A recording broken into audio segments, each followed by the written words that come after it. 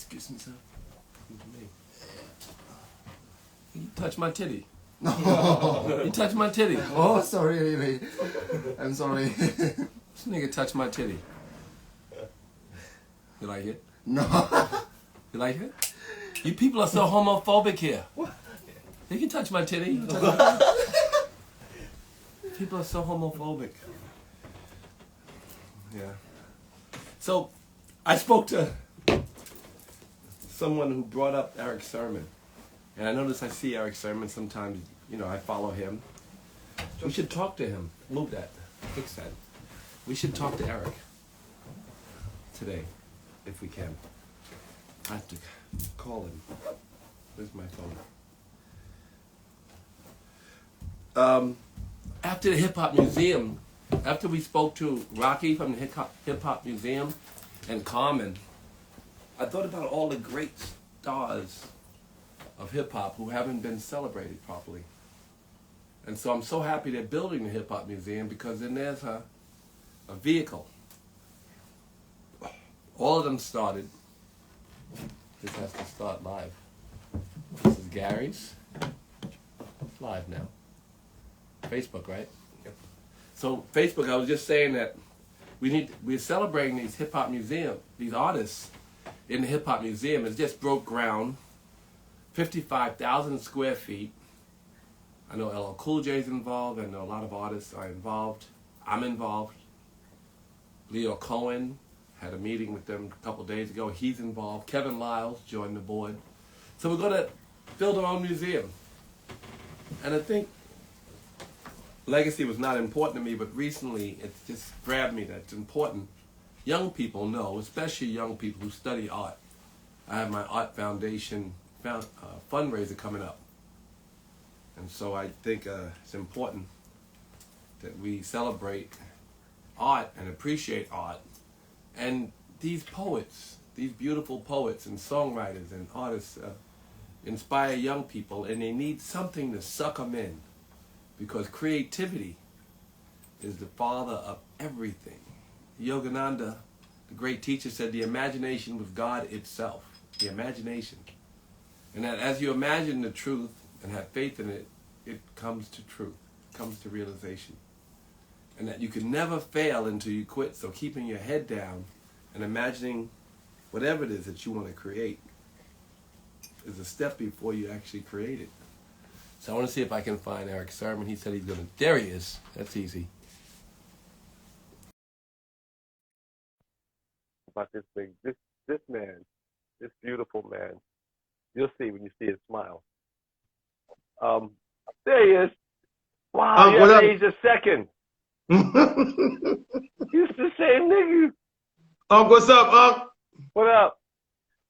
So, I was just talking about the Hip Hop Museum. Right. And how when I spoke to Rocky, Carmen, you know Carmen, the former head of Def Jam. Yo, are you still with Carmen? Carmen is the chairman of the Hip Hop Museum. Have you talked to Rocky? You know the Universal Hip Hop Museum? Yes. Mm-hmm. They're I heard celebrating you. This is the period they're celebrating now. It's you. So, I didn't know that.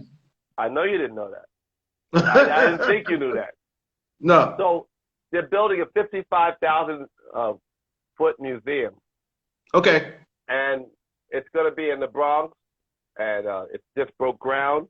And it's been a dream of Rocky's. His name was DJ Rock, even before your time. He was DJ Rock. Before they were rap records, he used to give parties, and he would be the competition for Rush Productions. So he would have DJ Timmy Hall and some Bronx people, but he would also fight over DJ Hollywood. He would fight over Hollywood because he was the man, right? And Eddie Chiba, Starsky, some of the bigger names. So I had Curtis Blow, he had DJ Timmy Hall, and that was before rap records.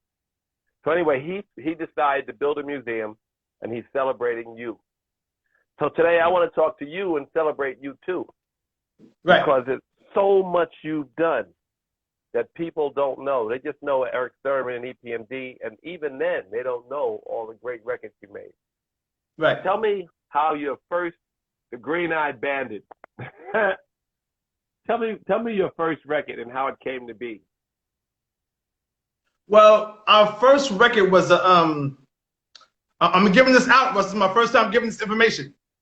So me and Parrish had looped up 7 Minutes of Funk, which is It's My Thing, right? Then we have found a record from ZZ Top called Cheap Sunglasses. Now, this is the first time I'm giving this info out. You a customer is Cheap Sunglasses. So the Can they do you now, or is it too late? It's too late. but the guitar was looped and you a customer. We took it back to the hood. The hood was like, yo, take the guitars out. So the sample from Cheap Sunglasses never made it, just the boom, boom. So we had that bass line. But me and Paris didn't know how to indent the chorus to come in to play. I'm playing that. Right? Is there a video for that? No video. Okay, go ahead. Or It's My Thing, the first 2 singles. So the label called in Special K and Teddy Ted to come to Long Island to help us build a record. We knew how to sample and knew how to rhyme and rhyme on a beat, but didn't know how to indent a chorus. So Special K and Teddy Ted said, give me that 7 Minutes of Funk record y'all use. So they put in bam. So after me watching that built me up to how to make a chorus. Because now when you're a customer, I put in the get down, time keeps on. I knew how to make a chorus now. So I knew from You Got to Chill, from the Kool and the Gang, bam. I knew now. But I was taught from Special K and Teddy Ted. That's interesting. I bet you they'd be happy to hear you say that, because they also are not celebrated the way they should be. So they taught you to make a chorus. Hell no. You made a lot of choruses after that, Eric. Yeah, a lot. hey, I was when I did that Keith Murray record long time in 2000 whatever, and I said I'm the 5th group signed to Def Jam, and that line was really big because they were like, yo, was he the 5th group signed to Def Jam? I'm like, yeah, I was EPMD was the 5th, I think the 5th group signed to the Black label. So because everybody thought Run DMC was there, I'm like, no, that's Russell's brother. They're on profile, so you think that Run DMC is with Def Jam? They're not. There's Public Enemy, there's Beastie Boys, and there's Public Enemy. You. And then there's LL Cool J. LL and me. Right. That's fine. Eric, we were lucky enough to get you because Sleeping Bag sold us. I remember playing your record on a bus, a tour bus. And Marita Stavro, who I was dating, remember Marita? Yes. Marita said, we were on a tour bus. And she's like, how's he going to say you say I'm not the E, you want to make a bet? Nigga, nobody don't know who the E is. But the way you said you want to make a bet, I'm the E. I didn't realize that. That's why I never heard. Because we never heard of the E. And you said you want to make a bet that I am the E. Right, because nobody know me. But I remember something that happened in the city. I was with Run DMC. We was at some talk from some school and somewhere in the city. And that's when I got the announcement that Russell said that go get EPMD because I think that Run wants him for the tour. And I'm thinking, I'm hearing this, and I'm like, nah, this can't be true. There's no way, even though they coming and we don't have money for a tour bus. Then you said, oh, I talked to Big D. He said, yeah, y'all can ride on the tour bus with Run DMC. I said, we can ride on the what? On the bus with who? I'm like, Parish, we gonna ride on the bus. So now we on the bus. We're on the bottom bunk though. So I'm watching the Adidas every morning walk by because I gotta let them get off the bus first because it's them and we get off last. But that's the whole thing. And then again, but for you to come get us from an audit from Sing Bag Records again in 1991, was it when you came and bought us for the money for 1.6 million? 90 or something like that. What it was. I said, so Russell Simmons bought who for 1.6 million? Yeah, EPMD. He ordered the label because Fresh Records wasn't doing well, and we get ready to go on Def Jam. Me and Pat lost our mind. I was so happy. To me, it was one of the thrills of my career to get you guys. It was like we played your record all the time. That's all we played because it was, you had a, like I'm gonna play some of your videos. I'm gonna plug them into this. We're gonna put his videos in. Okay. But when you see the videos, it's the swagger, the cool shit y'all brought to hip hop. And no one knows really how every rapper studied you and how you can see you in other rappers everywhere. I hear about it, Russ. I hear it. I hear it with the Wu-Tang playing. I post Ghost. I post Cameron. I post Snoop Dogg. I post MC8. They all said, yo, you heard what Dub C said? Dub C said the godfather of the West Coast is Eric Sermon. And I'm like, what do you mean? He said, because we learned how to rap on music because of EPMD. I could have sworn they was going to say NWA. They didn't say NWA. No, they said EPMD. Because you brought the funk, nigga. You know, for those who don't know the background of this music, they didn't play funk on radio in New York. New York radio had gay disco. And then by the time on all the funk records were coming out and playing all over the world, it's true, right? They didn't fuck with us. Yo, just say Studio 54. Don't say gay disco. Well, that's what it was. No, I'm not saying there's nothing wrong. You know, it was gay disco. I used to go to gay disco clubs. I used to go to to get records played. You had to go to the Paradise Garage or the Loft or Better Days. Paradise Garage, you had a bunch of lesbians. Everything Better Days, all men. You had to go in there to get the record played. But this was and you know, back then we were homophobic. Huh? Just before Studio 54? Before that? Yeah, right around it the was? time. Yeah, but it was the beginning of disco, before Studio 54. So okay. we had to get Christmas rapping played, 1979, I had to go to the Paradise Garage, to the Loft, to Better Days, to whatever the name of the club, the Gallery. We had to go. They hired me to promote all the funk records for Polygram Records. I take the Gap Band and Yarborough. I had to take all those records. Wow. And they wouldn't play the record until it was #1 in the country. Then they might play it a little bit on the radio. Frankie Crocker wasn't fucking with us. They were playing only gay disco on the radio. So we didn't even know our own band. We didn't know Cameo that was from Harlem. We didn't know him. We couldn't hear George Clinton on the radio. So you came along and started playing records that America knew, but New York City didn't know. That's why rap was invented. Rap became rap because we had to hear YMCA and we had to hear I Love America by Patrick Juvette. This is what black radio sound like. So you came along, you brought the funk back. And even LA, who had a lot of disco and had a lot of the, you know, more polished R&B, when they heard you play that real funk, nigga, you changed everybody. You gave everybody the courage and the right to go back and pick those samples. That's why they say you're the king. You know what I mean? Was in the West Coast, but what you did inspired everybody all over the world. Yeah. I was just let me tell you one thing, then I'll let you talk. I was at a party. We can go to parties here. We're not fucked up like America. But I was at a party and a Finnish guy. There was these 3 girls and they were speaking in Finnish. And then they started playing Your Customer. And my man who wears dread, he's a surfer. He's the DJ at the party. He's playing Your Customer. And they start singing it. And I was like, yo, how you know that record? He said, we from Finland, but we like hip hop. And I know you know that record. So he knew who I was. I didn't know none of this, right? He just said, but he's singing Your Customer. You changed it. A lot of underground hip hop people from around the world. And then, of course, all overground and on the top of the chart in America. So people don't talk about it. You travel. You got to come here. I bet you if you come here, I'll book you. I mean, if they let Americans in this motherfucker. Y'all so stupid. Yeah, soon. We will soon. I mean, I'm really so disappointed in what I'm watching in America. I don't know how much you're paying attention to the politics, but it's every day. It's sad. Every day. It's very sad. I mean, it's not only is it sad the way we handle Corona and why our economy is bad because of the way we handle Corona. It's sad the polarization, how people are pointing fingers at each other and don't listen to each other. That's what I see more than anything. Yeah, divided.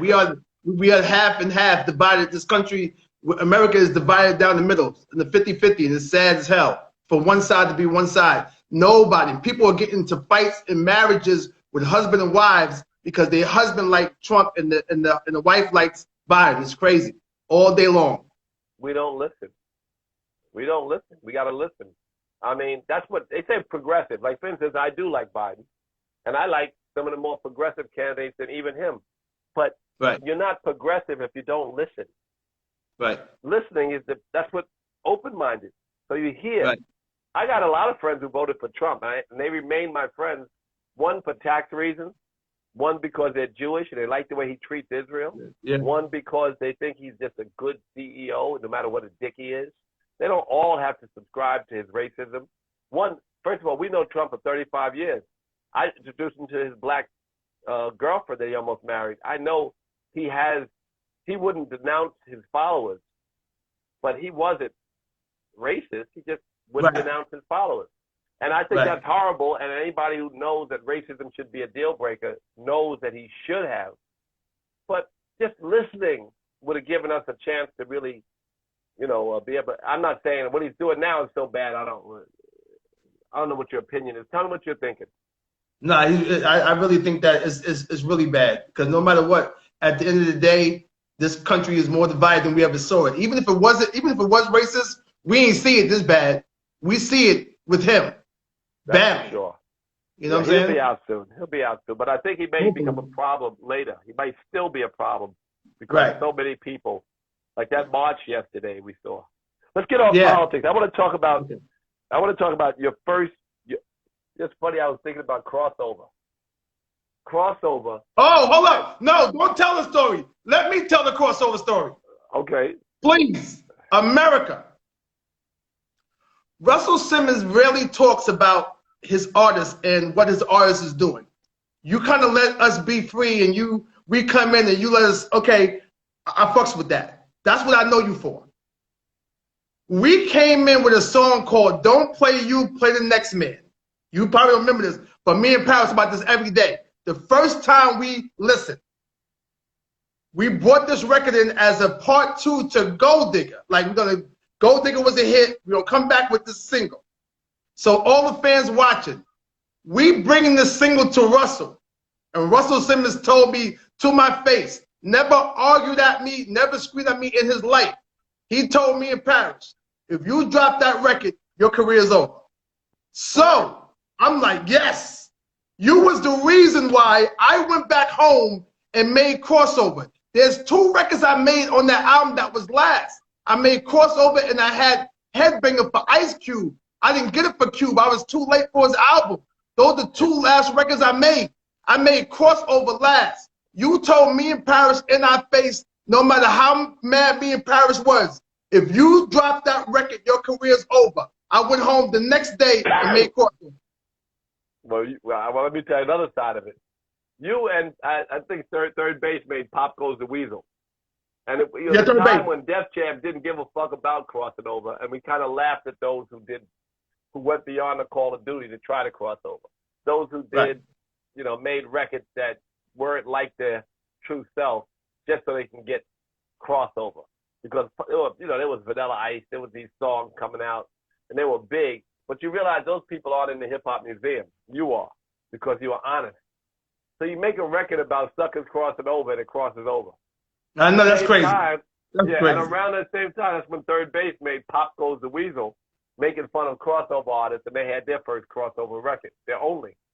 So, it's kind of ironic. It's always been sticking to the truth. That was the thing. Ice Cube rhyming on the Headbanger beat. He didn't rhyme on Headbanger. No, he didn't. No, I didn't. I made it for Ice Cube, but we would have one more record to go. So we made it a crew record, but that record wasn't supposed to be for EPMD. I'll never forget Headbanger. We got a video for that, right? That was the last record before the breakup happened. Do we got a video for Headbanger? Of course. I got to find that because I remember that was one of my favorite EPMD records. Hey, listen, you had the whole staff out there in Def Jam. You had Rhonda, you had Marjorie, Tracy. Everybody from Def Jam was on the set of Headbanger. The whole staff. What a record, man. So tell me some of the artists you produced, Eric. Okay, this is going to take a minute, Russell. No. No. But again, I was happy to have my first, which is I think we had K Solo first, and I did Spellbound. and then we had DOS Effects second. Then I bought Redman to Def Jam. And Redman almost didn't make it. Not because of you. Leo Cohen didn't like Redman. But Redman came. And after Redman came, Keith Murray came. So I think that the EPMD breakup was a gift and a curse for me, because if the group didn't break up, I would never became the producer I became. I know y'all was upset because the breakup happened, but I became a producer after that. So I was able to do Blackstreet. I did Booty Call for Teddy Riley for the single. I did Dreamy Eyes for D'Angelo. I did Superman for Chico DeBarge. I did Runaway Love for En Vogue. I did Angie Stone. I did, of course, Red and Meth. I did Exhibit. I did Eminem. I did Jay-Z. I did 50 Cent. Pay homage to this. I'm saying I did Keith Sweat. I did Jodeci. I did Mary J. Blige. I did, trying to see my wall, because my wall's out there. I'm trying to see what's on my wall in my head right now. But in actuality, though, I think that when it comes down to the 90s Russell or Def Jam from Warren G and everybody else too, that when it came down to it, nobody came out with a record without calling me. That's LL Cool J 42-1, one of my dopest records at the time. You know, so I mean, I can't think of, it's a lot though, Russ. It's a lot. It's a lot. Let me say this. You know, this is why we have a hip hop museum, because hip hop fans, these youngsters don't know. And you know, there's no EPMD movie. Oh yeah, I signed David Hollister. The first two albums, Dave Hollister was mine too in the first two albums, exactly. Right. No one knows. It's in my head. It's in my head. But they need to make a movie. EPMD from Long Island, Strong Island, and how you came up, and your stories, and your travels, because it's mind-boggling the amount of work you put in to change. Oh no, the Hit Squad. Listen, if you watch the Wu-Tang story and they bring up EPMD a lot, or you hear Ghostface say, yeah, it was only one crew that we was worried about, and that was the Hit Squad. Or Raekwon say, yeah, we had to tell the RZA that, yo, the Hit Squad's what we gotta be to. We gotta be like that. So that was the only comp at the time. So don't forget, the Hit Squad had 4 rappers on Billboard at the same time. You know, Solo, Redman, EPMD, and DOS Effects at the same time. So after a while, after we got off the Slick Rick tour or the LR tour or the Runs House tour, we had our own tours because we had our own groups. Yeah. Def Squad. You know, there's you. I spoke to Okay, Jermaine now that right there I'm happy about, because I asked you and you said, go ahead. Because I'm like, you know what? Because Russell, ain't no lie. Because you here talking to me now trying to be like real cool, but you are my mentor, and everything I talk about talks about you telling me, Eric, okay, when this curtains opens up, don't be shocked that it's going to be white people in your T-shirts. I never forget this. We had Nassau Coliseum. So what you mean? He said, because the consumer is white America, Eric. 75 to 80% of people who buy hip hop is white. So I'm young, I don't know. And then you told me, yo, always stay humble. So I'm like, I didn't know what humble meant. That was a new word. What do you mean about that? So this stuff that you said to me, I kept it and I moved through it that way. So, you know, I look at what you told me, and the fact that you always, for some reason, kind of looked out. Like even before when you said, yo, P, why'd you sign, you know, Solo and them and didn't put Eric down with it? Like, why would you care about that? Well, why would you care that we was getting jerked that sleeping bag? Why would you care, God bless the dead, that Bert Padell, you know, wasn't doing the right thing? You know, I don't know why. Eric, it was, you know, we all have a purpose. Your purpose is genius, pure genius. And what you gave to everyone was little pieces of it to help them to grow and to spark their imagination, their creativity. My purpose was to watch out for you. Okay, So I got that. I only made because I made others, you know. And so having the experience of working for you is one of the greatest experiences. And that's why I wanted to talk to you first. You know, I've been prepping. I haven't distributed this to Spotify or to all of the podcast networks. I've been prepping. I have this team here. They're learning how to film me. I have lighting. I have everything. It's a dope background. I haven't had a long talk where I play music, where I start a process. This is the next step.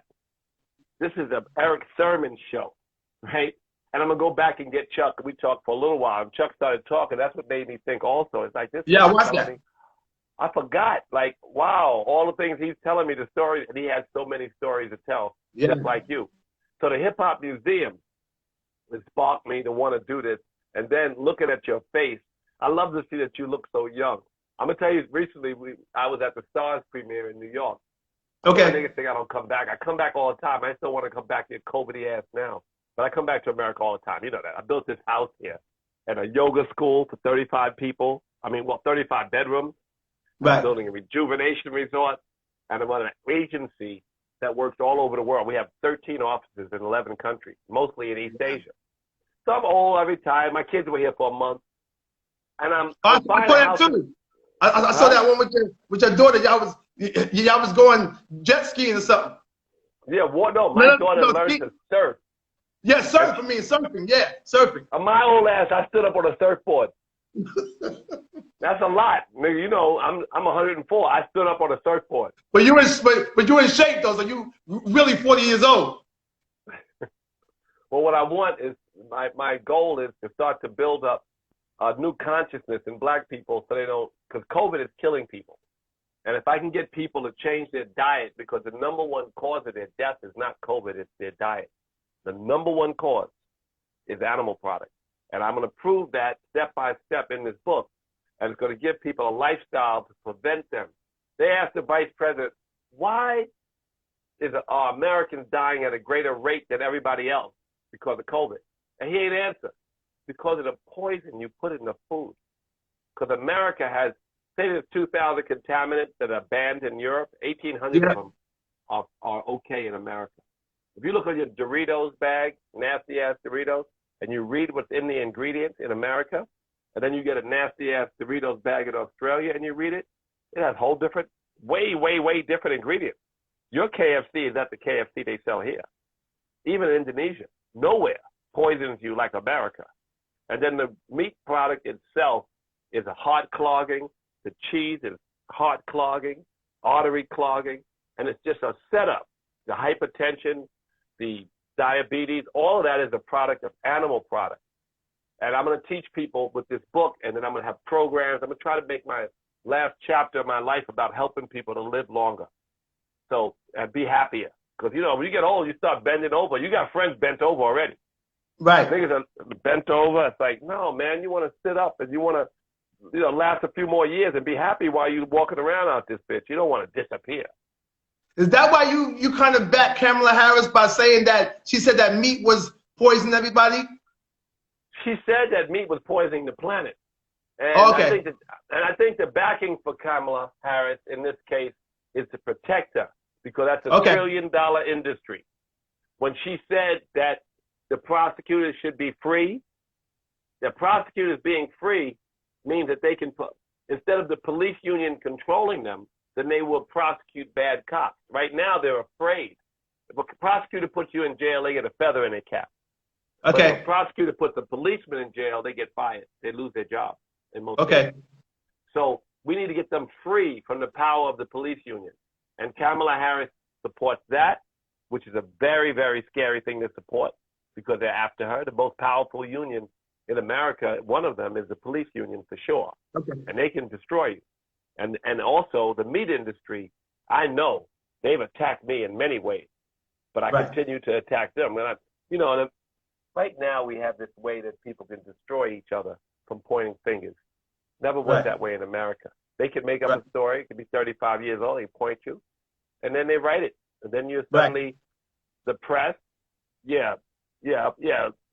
Oprah lost her fortune going after the meat industry. If she had kept chasing meat, never mind. Anyway, this whole idea of the meat industry is a very difficult place to attack. And the fact that she said that, because it's true. It's destroying the planet. There's no question Right. about it. So, But she couldn't say it. Hard to say it, but Kamala said it. She's a stone throw away from the White House. All she has to do is put regulations in place because the whole world is being destroyed. The ozone layer, the rainforest, everything is being destroyed because we have to keep feeding animals 10 times the amount of food we can feed each other. And the animals, all they're doing is shitting and ruining the ozone layer and the atmosphere. All they're doing is giving us cancer. We definitely, all the cancer, the greatest cause of cancer is the animal product. So all that's true, you know. Yeah, I've been talking to Jamaican. you're not meaning to scare people on purpose, though, but that shit is real as hell, what you're talking about right now. Jesus Christ. Damn. It's true. It's true. All of it. Dairy, egg, even the fish is poison. And that's a scary thing. So, you know, there's all kinds of alternatives being taught to us and given to us. So we'll get them. But let's get back to, you just mentioned so many artists that you produce. You got to have stories. Tell me the story, you know, any story, any of the stories that you thought were fun and interesting about your career. People don't know enough about you. You only people that know, like you talk. I know you made a record with Joey the other day. I heard it. That shit is crazy. Oh, no. The remedy is, because I have an album coming out called The Dynamic Duo, where I went back and I made new records on everybody who was dynamic duos. So I didn't get DMC, but I got Run. Run came to the studio. I mean, when I tell you that he destroyed it, he destroyed it. And then I played it for Rock Nation. I played it for Def Jam, and they was kept saying, rewind it back, Eric, rewind it back. So I know, but Joey knows. You know Joey. That's what come on. I'm Run of EPMD. That means when it comes down to knowing that I'm dope, yeah, I know I'm dope. So Joey know what time the record is though too. So, but I made a new record on MOP, a new record on Mobb Deep, Cypress Hills, Run, Red and Meth, Dog Pound, Snoop Dogg and Nate, Naughty by Nature, West Side Gun and Conway. Those are new guys that's out too. I made a new record with them. So I was wanting to show people how you doing it right now, that don't forget us, because we still do this thing. You know what I'm saying? The fact that we don't have nobody letting us do it, or people are afraid to do it. So let me produce you then. I got you. I got your back. I make you a dope record. And that's what Run understood when he got there. Like, yo, Eric, I trust you. And the shit was crazy. I heard part of it over the phone, and there were like 10 people in the room. No, he was talking shit. He was talking shit. Yeah, he was letting people have it so bad about the first one to put a platinum plaque up on the wall. Cause you're right. He is the reason why we can watch MTV or see videos or get awards or whatever. So he talking that shit. I got it. Hey, Russell, say hello to Belinda Sermon. Where's she at? She watching. Hello, Belinda Sermon. Hey, Ma. Your boy, I know you know that he made you proud, but he made everyone proud. We're all inspired by him, and they don't know what we're talking about now, but that's that ish. He is one of the greatest ever. And the Hip Hop Museum is going to celebrate him, and I want to celebrate him today. That's what we're talking about. Let me ask you a question, Eric. Well, Joey, I told him to send me the record. He ain't sent it to me. No, not yet. It ain't ready yet. I got to mix it. Ready to me. I got to mix it. Hey, listen, so Russell, I got some stories before we go. What type do you want to hear? Because I got a lot of the EPMD, because we had a lot of battles with a lot of people on the road, like a lot of people. Well, I don't want to hear the negative stories because people, all right. Because you inspired so much positivity. There's a negative story that got to be told that people want to hear. No, it's not bad. But God, tell me. I got it. Okay. So we on the best tour of my life was the Run's House tour, and we on tour. So we're back then, the people don't know, Run DMC tour. We was in stadiums and arenas. So it was like what you see in the basketball game, where it's the back arena where you see people walking this big U's. There's calzone cases. Run DMC had their clothes in black calzone cases with Adidas, the whole nine. So I go into Will Smith's dressing room, Russell, minding my business, right? So Charlie Mack says, "Hey, yo, Eric, yo, I bet you Will can pick you up." So I'm like, I ain't looking at that. That's cool, whatever. He said, "No, I bet you he can pick you up." So I said, "Yo, I'm not playing those games. Now I'm young, but I still am from New York still. You know what I'm saying? I got a little bit, you know what I'm saying?" He says, "No, if Will can pick you up, I give you maybe like $10, $20, whatever." So I said, "Bet." So I don't have $20 on me because I'm broke. So I said the bet anyway. So Will says, "Okay, so Eric, so which way you want me to pick you up from? Like, which way you want to pick you up from? Just you can pick me up. So now I'm holding my dead weight because back then I'm at least about 220, 225, right? So I'm not looking. So I said, "Man, forget about it." By the time I turned left, I was up in the air, head, head hanging. Yo, he was so strong, this skinny kid. Like, I'm like, "Yo, what's up?" So Charlie Mack grabs me because Will kind of almost slipped. So lucky Charlie was able to grab me. But that could have been the end of me because I was so close to the ground on my head. Like, yo. So then that night on stage, Will says, "We want to say congratulations to EPMD for the #1 album in Billboard." So me and Paris looking like, "Yo, what are you talking about? We don't know what Billboard is." So I guess he was making up to be nice from almost dropping me on my head to say, "Yo, congratulate my boys, #1 album on Billboard." Meanwhile, Jerry Jeff and Fresh Prince is 2.5 million records. Public Enemy's platinum. Run DMC's platinum. We're the only gold people on stage. So how are we #1? Yeah, but I'm saying, so how are we #1? But that's the impact that we had. And Run saw it coming. Run told DMC told Run, "Yo, those boys right there, I think we might have a problem." Here's the thing. Hip hop museums weird. Not weird. I mean, like the Rock and Roll Museum and the world. Consistency and creativity and impact are different from chart numbers. So you always had a hit in the hood, period. Some of those people had pop records and the hood didn't fuck with them. There was never a moment the hood didn't fuck with you, ever. You right. Always. I was at Stars premiere with Snoop Dogg, and you performed. You in Paris. But we're there, and 50's performing, and I love 50. That's my man. We all Queens niggas, right? So wait. You was in the crowd? Yes, nigga. Yeah, of course I was. And with Snoop too? With Snoop, and let me tell you something. We did the Crip. Oh my God! When you came out, and it was like I think it was Madison Square Garden, right? Yes. There was a premiere of Stars last year, not too long ago. Power. So we're in New York. Power, right. So it's last year, and we're at the Madison Square Garden, and y'all came out, and nigga, we lost our mind. Because it just, when the music came out on, and we had seen a lot of people come out. He had a lot of people come visit. Right. And it was a beautiful performance, and a lot of people he brought out, I was surprised to see. Case from Def Jam came out. Everybody was great. When y'all came out, it was like something authentic hit us. We started, Snoop started crip walking. I started doing little shit I could do. You know what I mean? Like old niggas was just thrilled. This was the other day, right? So, I mean, it seemed like the other day, except COVID hit after that. But the Stars premiere, and you performed, and it was an amazing. I was shocked when 50 gave us the call, because what's the guy that sings the boom doom doom doom? I know where you're going. What's his name? Oh yeah, that's pretty. Because he brought him out. He brought the original guy out. Yes.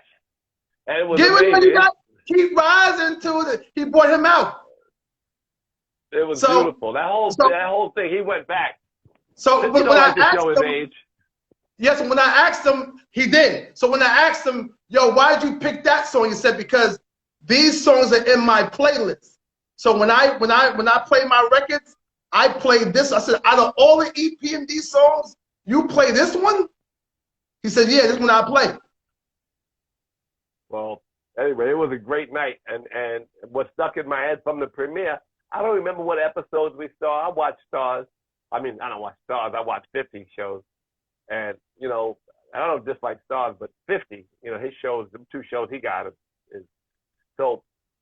You performing that day, I remember, and it was like, you know, a kick in the head, like, oh, EPMD, our heroes. And that's what I was saying about culture and lasting and stable impact. Not just, there was a big pop record, Ice Baby, not that we knock him, but, you know, or whatever records came out, people had records, but then people had cultural moments. And you gave us so many cultural moments. You said Headbanger. And you said, you did so many songs that. So what you saying, yo, so what you saying, the comeback with the second album, and people said, yo, the first album was a flukes, that was got me in Paris angry. And that's where, so what you saying came from. Like, nah. And then 30 days later, the LP went gold. So what you saying, because I guess people were saying that we was an overnighter because of the success we had on the first LP. And then we kept going and going and going, then the group broke up. Oh man, I'm sorry it broke up, but you know, like you said, hey, hold on. God gives you all. I told you the other day on It's the Joint. Yo, P, what's up? It's Russell. Hey, yo, can y'all get back together? This is In the Joint. You guys are friends now. Yeah. Yeah, that's good. Well, you know, we've been torn a lot. Oh, good. I mean, before COVID. Well, it's good because, you know, life is short. You guys built a whole legacy together. You know, I have no beef. I have no problems with nobody. No beef. Nobody. I have no beef with nobody. Nobody. If no I can one. help it. I remember back then. You remember Marita, but then there was Ray Don Chong, and there was Robin Givens, there was Troy Byer, there was Stacey Dash, and there was, you know, everybody I ever dated, every artist I ever worked with, everybody I've ever been close to. I try to keep love between me and them. My ex-wife and my children. Oh, my yeah, ex-wife always. can be as mean as she wants. I don't, when she get ready to be, and I could be, I guess, too, difficult. But you just gotta love everybody, man, because hate hurts the hater. It's better just to, you know, and if somebody's really difficult, you can't figure out how to exude love to them. Keep a little distance, and it'll heal itself. It does. There's no sense in having a beef. It don't make sense. It hurts you. It don't hurt them. And if it hurts them, it hurts you still. I want no problems with nobody. No problems. We learned. I never had that. I never. Nobody can ever say that Eric Sermon's an asshole. He's a dick, whatever like that. I did for everybody. I always was the same. I signed every autograph. I took every picture. My whole entire career, I was humble because I knew. I heard Whoopi Goldberg say one time, she was at an award show, and she says, all them people up there that y'all not clapping for, they bought that house, they bought that car, they bought that mink coat you wear. That means that fan is what makes you you. The reason why you're famous because somebody is supporting you. So when I die, only I go to the grave. So nothing comes with me. So while I'm here, I want to be respected. I want to be like, you know what? I was a cool dude right there. That's what I want, the respect of it. It doesn't mean don't have boundaries. It doesn't mean don't, you know, get away when it hurts your spirit. But when you get around people, try to exude goodness. That's just all there is to it. And, you know, I noticed that when I speak to people who've had big careers and they gotten a little more mature, they look back on their career and they always look back if they were at any point not humble. They realize and they learn. And we want to teach young people what we learned. They don't do that. They don't fight to instill the older values in the young people, but the young people always grow older and wiser. And so what's wise, it's the job to teach young people. And that's why I want the museum, because when they see you, say, look what he did, and look how he It took a long time, man. I'm so happy about that. It took a long time for that, Russ. Yeah. It did. And one more thing, too, before we go. When are you gonna get LL Cool J in the Hall of Fame? That's why we built the. I didn't realize he wasn't in there. It's just I knew he wasn't in there for a while because I was noticing every time I went there for Run DMC, I went there for the Beastie Boys, I went there for Public Enemy, I went there for. LL Cool J made more records than all these niggas. Everybody put together. Everybody put together. Period. All of you niggas, he made more hits than all y'all. You know, I'm talking about to the people who made the hip hop, the rock and roll Hall of Fame. And you know what they decided as cultural people? John Bon Jovi's that way. He's a good friend of mine for years, right? And John Bon Jovi saw 100 million records. Like, why you ain't in the Rock and Roll Hall of Fame? He said, I don't know. I guess they didn't think I was edgy enough. Who the fuck are they to decide? First of all, Make It I Need Love was edgy. We didn't know what the fuck that was. Right. Make It Around the Way Girl was original. They didn't know what that was. Everything LL Cool J did was original. And even if it sounded, because he had a melody, he don't deserve to be in the Rock and Roll Hall of Fame. Right. He was the GOAT. And so that's why the Hip Hop Museum, maybe we should make him the first one we induct. Yes. LL Cool J. Just to let them know that we got our own board of directors now. You should join the board. I should have Rocky call you. If you don't mind, I'll give him your number just so you could know. I would love that. Hey, yo, I'm doing that. What's that in the background? Is that your book cover? Yeah. It's called Eat to Live, a post-pandemic lifestyle. Will you spin that shit around the show? I'm going to put it on the screen. Again, the book is about saving people's lives. I lost so many friends. I lost 15 friends to COVID. Huh? Queens, I lost 15. And I lost my very best friend in the world, Andre Harrell. The book is dedicated to Andre. Your man, Andre. Our man, Andre. Remember Dr. Jekyll and Mr. Hyde? Yeah, Andre was, he was somebody who loved you. Even y'all pictures show how much y'all love you. Listen, I keep forgetting about that singer in the hospital now, the guy, Jeremiah. We got to be careful. COVID. We got to be careful, and I think what's killing people, I don't know what if Jeremiah has any pre-existing health conditions, but we can erase them. Brother Garrett came back to work for me after 30 years. He'd been with me. He was gone for a few years until I went through a scandal. Then he came right back out of nowhere. Said, I want to work for you. I don't even want no money. So he started to work for me again. And he was pre-existing. He had like pre-diabetes. He had this, he had that. He went vegan and started hanging out with me. It's all cleaned up. The doctor said he got a complete bill of health. It's just the diet. So how long it took him? How long it took him? It took him 6 months before the pre-diabetes thing went on. Not even that. 4 months. Wow. It's just a diet. It's just is that in the book? Is that in the book? The details are in the book. Details on how to, not only that, you got to put a little circulation in your body. You know that. You got to work out a little bit. You know how you feel after you work out. You gotta, another thing I teach you in the book is how to meditate and really talk about the medical benefits, because when the mind is still and the body is still, it rejuvenates. Sleep and meditation are very important because that's when your body heals. It heals at a quicker rate meditating, but it heals. So, and the diet, animal product clogs your arteries.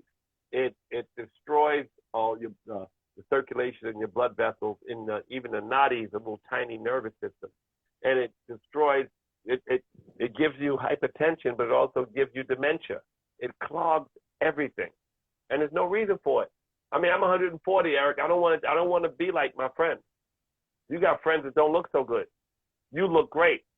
So it's right now at our age and younger that we have to start to take care of ourselves, and especially now that COVID is only killing people who have conditions that are built on diet.